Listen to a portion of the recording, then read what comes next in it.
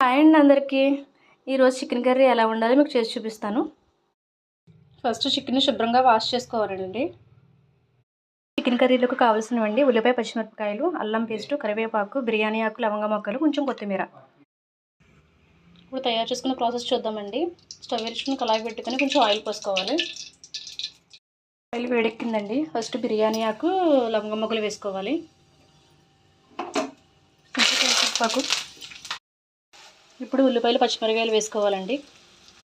కాసేపు ఉల్లిపాయలు మగ్గబెట్టుకోవాలండి. ఉల్లిపాయలు మగ్గిపోయాయి. ఇప్పుడు చికెన్ యాడ్ చేసుకోవాలి.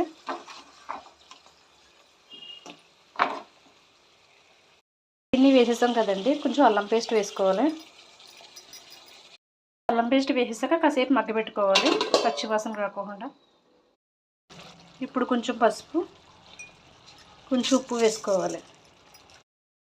పసుపు, ఉప్పు వేసిన తర్వాత కొంచెం తిప్పుకొని కాసేపు మగ్గబెట్టుకోవాలి. కారం వేసుకోవాలండి.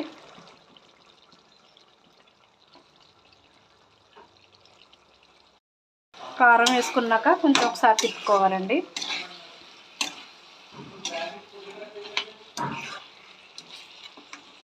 కారం వేసుకున్నాం కదండి, ఇప్పుడు చిన్న టీ గ్లాస్ వాటర్ పోసుకోవాలి. వాటర్ పోసాం కదండి, కాసేపు మగ్గనిచ్చుకోవాలి.